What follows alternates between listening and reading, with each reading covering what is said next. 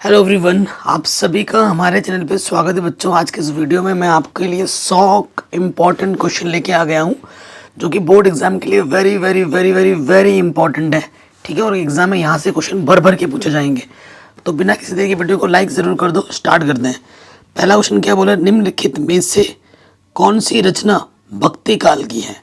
साकेत, दीपशिखा, सुरसागर या फिर कामायनी? तो इसका जो सही उत्तर है दोस्तों, इसका जो सही उत्तर है वो है सुरसागर। इसका सही उत्तर क्या है? सुरसागर। ठीक है, आगे बढ़ते हैं। कह रहे हैं नई कविता की प्रमुख विशेषता कौन सी है? बौद्धिक की प्रधानता, अतिथ्यवादी दृष्टिकोण, छंद योजना में नवीनता या फिर सामाजिक असमानता? तो बौद्धिकता की प्रधानता, ये ऑप्शन सही हो जाएगा। कह रहे निम्न में आधुनिक काल की समयावधि क्या है? 1843 से अब तक, 1818 से 1836 तक। अपना आंसर भी कमेंट में देते रहें, ठीक है। 1936 से 1943 तक या फिर 1643 से 1843 तक।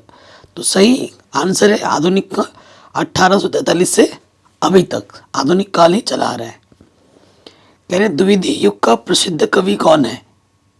तो द्विवेदी युग का जो प्रसिद्ध कवि है वो है मैथिली शरण गुप्त। कौन है दोस्तों? द्विवेदी युग के जो प्रसिद्ध कवि हैं वो है मैथिली शरण गुप्त। आगे बढ़ते हैं नेक्स्ट प्रश्न में। अथाह सागर के लेखक कौन है? तो अथाह सागर के लेखक हैं जयप्रकाश भारती जी। कह रहे निम्न में से छायावाद की दो प्रवृत्तियां विशेषताएं कौन सी है? वो आपको बतानी है। ठीक है, दो विशेषताएं कौन सी है? तो श्रृंगार और प्रेम वेदना, ठीक है, ये भी सही है। और प्रकृति का मानवीकरण, ये भी सही है। दोनों ऑप्शन सही हैं। शुक्लोत्तर युग की समय सीमा क्या है? तो शुक्लोत्तर की समय सीमा है 1938 से 1980 ईस्वी तक। ये उनकी समय सीमा थी। कह रहे हैं शुक्ल युग के सशक्त आलोचक एवं निबंधकार का नाम क्या है? तो उनका नाम है रामचंद्र शुक्ल। क्या दोस्तों? रामचंद्र शुक्ल। याद कर लीजिएगा एक एक लाइन में, इसमें रट लीजिए, इसका दूसरा कोई उपाय नहीं है। भगवत शरण उपाध्याय द्वारा रचित निबंध कौन सी है? तो उनके द्वारा जो रचित निबंध है वो है ईठा आम। क्या है दोस्तों? ईठा आम। निम्नलिखित में से हास्य रस का स्थायी भाव क्या है? तो हास है, हंसना। ठीक है। परीक्षा गुरु किस विद्या पर आधारित रचना है? तो ये उपन्यास पर आधारित रचना है। आगे बढ़ते हैं। निम्नलिखित में चौराहा में समास कौन सा होगा? चार। तो ये होगा द्विगु समास। ठीक है, नंबर बताता है कौन है द्विगु समास। मैथिली शरण गुप्त आधुनिक काल के युग से संबंधित रखते हैं। कौन से? द्विवेदी युग से संबंध रखते हैं। गेहूं और गुलाब की किसकी रचना है? तो गेहूं और गुलाब की जो रचना है वो है राम वृक्ष बेनीपुरी जी की। राम वृक्ष बेनीपुरी की रचना है। कलकत्ता से पिकिंग किस विद्या पर आधारित रचना है? तो यह यात्रावृत्त पर रचना है। शुक्लोत्तर युग के प्रमुख कहानीकार कौन है? तो वो है इलाचंद्र जोशी और मोहन राकेश दोनों, यानी कि क और ख दोनों हो, सही हो जाएगा। ठीक, आगे बढ़ते हैं। हमसे क्या बोल रहा है? ललित ललाम के रचयिता कौन है? तो वो है मतीराम जी। ललित ललाम के रचयिता। व्यक्ति की विकृत आकार, रंग, अनोखा चीज देखने पर उत्पन्न स्थायी भाव क्या होता है? हास। निम्नलिखित में से कोई एक कथन सही है, उसे पहचान कर लिखिए। ठीक है, तो गोदान के जो लेखक है वो मुंशी प्रेमचंद्र जी हैं। ये कथन सही है। आंगन के पार द्वार के रचयिता कौन है? तो वह है सौहवी अज्ञेय जी। रेती के फूल किस विद्या पर आधारित रचना है? तो ये निबंध पर आधारित रचना है। निम्न में से रीतिकाल की कालावधि क्या है? तो यह है 1643 ईस्वी से 1843 ईस्वी तक। ये रीतिकाल की कालावधि है। निम्न में से आधुनिक काल के कवि नहीं है, कौन नहीं है? तो वो आधुनिक काल के कवि जो नहीं है वो है बिहारी और भूषण जी। मैथिली शरण गुप्त आधुनिक के हैं। मेरी तिब्बत यात्रा किस विद्या पर आधारित रचना है? तो ये है यात्रावृत्त, घूमने गए थे यात्रावृत्त पर। मुंशी प्रेमचंद्र द्वारा संपादित पत्रिकाएं कौन सी हैं? तो वह है मर्यादा और हंस। ठीक है।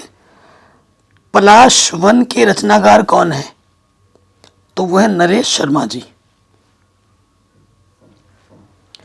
लहरों के राजहंस किस विद्या पर आधारित रचना है? तो यह है भाई नाटक पर। किस पर? नाटक पर। तौलिया किस विद्या पर आधारित है? तो जो भाई तौलिया किस विद्या पर आधारित है? एकांकी विद्या पर आधारित है। चिंतामणि किस विद्या पर आधारित रचना है? तो ये निबंध पर आधारित रचना है चिंतामणि। हिंदी गद्य का वास्तविक इतिहास कब से आरंभ हुआ? तो ये 1850 ईस्वी से आरंभ हुआ। हिंदी गद्य की प्रमुख विद्या निबंध के लेखक कौन है? तो वह रामवृक्ष बेनीपुरी जी।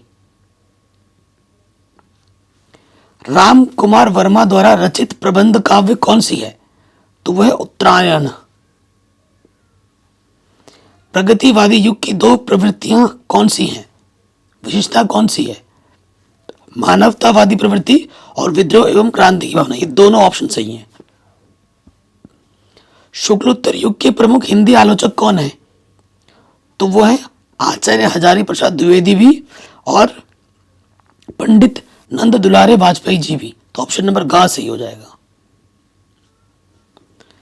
निम्न में से आधुनिक काल की विशेषताएं कौन सी हैं? तो जीवन की यथार्थ की प्रधानता दी जाती है और बौद्धिकता को प्रधानता दी जाती है, यानी कि ऑप्शन नंबर क और ख दोनों होगा। कह रहे रीतिकाल के प्रमुख अलंकारवादी आचार्य कवि कौन है? तो वो है राजा यशवंत सिंह और केशवदास दोनों। कंकाल किस विद्या पर आधारित रचना है?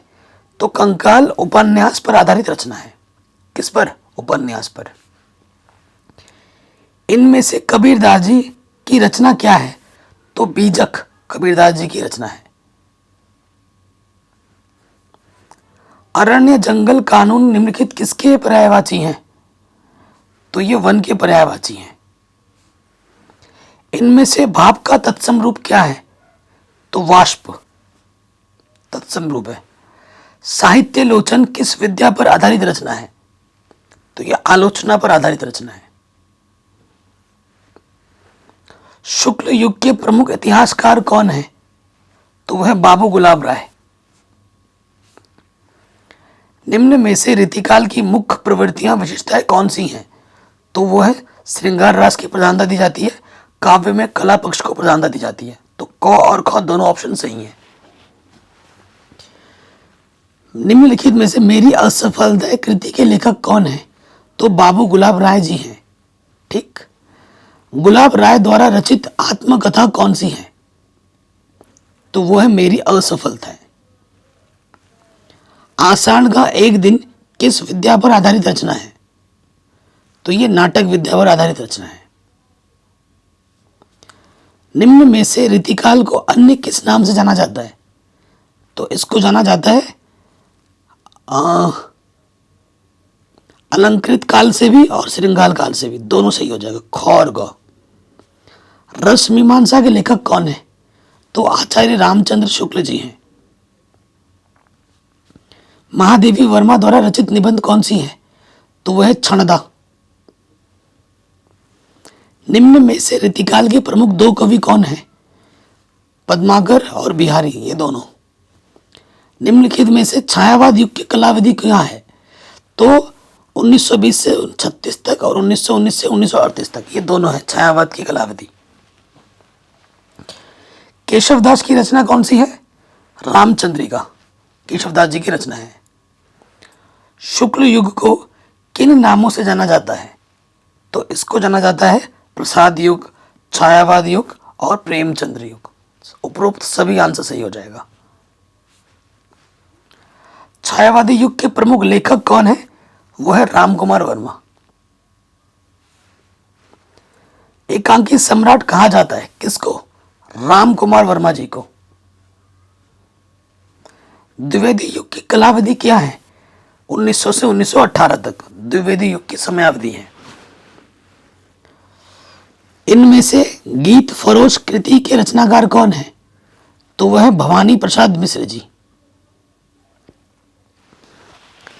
सागर की लहरों पर डॉक्टर भगवत शरण उपाध्याय द्वारा रचित कौन सी विद्या है? तो वो है यात्रावृत्त। क्या है? यात्रावृत्त। गद्य को कवियों की डैश कहा गया है? कसौटी कहा गया है गद्य को। प्रगतिवादी युग की कालावधि क्या है? 1936 से 1943 ईस्वी तक। कलम का सिपाही के लेखक कौन है? तो वह है अमृत राय। कौन है? अमृत राय। रसिक प्रिया के रचनाकार कौन है? तो वह आचार्य केशव दास। रसिक प्रिया के रचनाकार कौन है? आचार्य केशव दास। भारतेंदु युग किस काल के अंतर्गत आता है? तो ये आधुनिक काल के अंतर्गत आता है।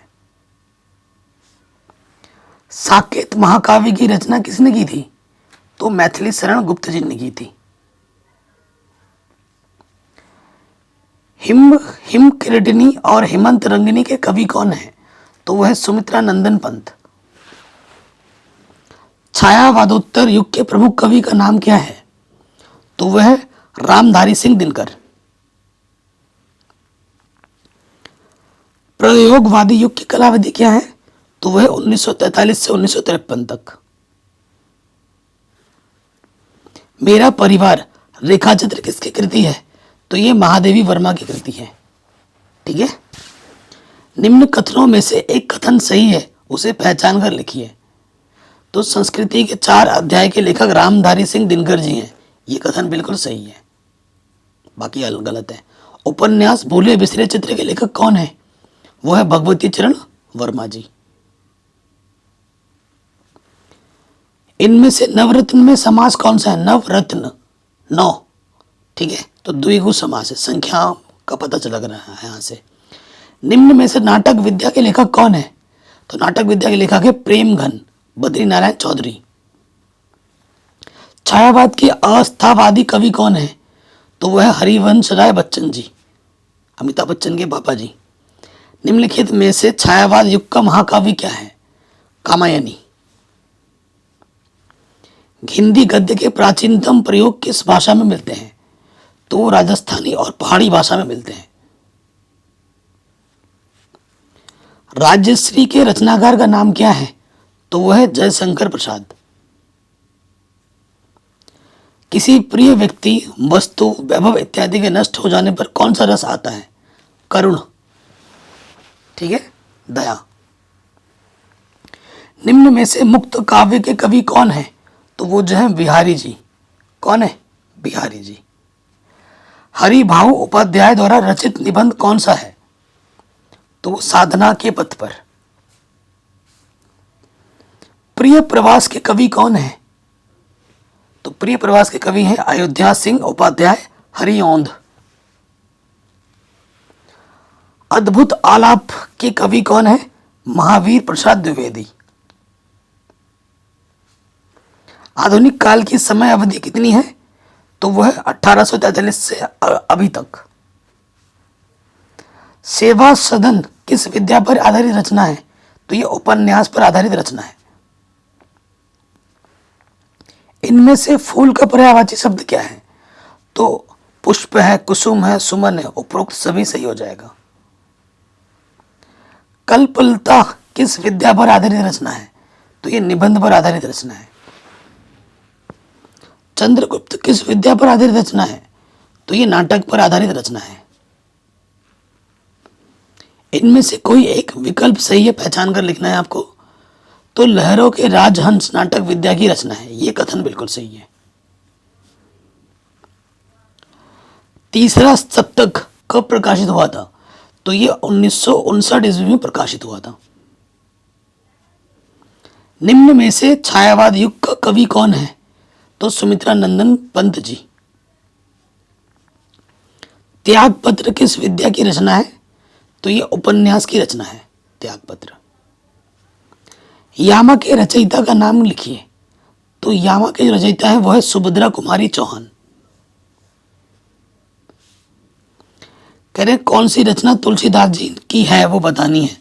तो कवितावली, विनय पत्रिका, दोहावली, सारे। सूरज का सातवां घोड़ा हिंदी साहित्य की कौन सी विद्या है? तो ये एक उपन्यास की विद्या है। अनाम दास का पोथा उपन्यास किसकी रचना है? तो वह है हजारी प्रसाद द्विवेदी जी की। रीति ग्रंथ कितने रूपों में मिलते हैं? तो 2 रूपों में मिलते हैं। निम्नलिखित कथनों में से कोई एक कथन सही है, उसे पहचान कर लिखना है। तो गोदान के लेखक प्रेमचंद्र है, यह कथन बिल्कुल सही है। मेरी आत्मकथा जीवनी के लेखक कौन है? तो वह है डॉक्टर राजेंद्र प्रसाद। इनमें से जल का पर्यायवाची कौन है? पानी, सलिल, नीर, सारे। तो आशा करता हूं ये जो मैंने आपको 100 ऑब्जेक्टिव क्वेश्चन बताए वो आपको समझ में आ गए होंगे और मोस्ट इंपॉर्टेंट है सारे।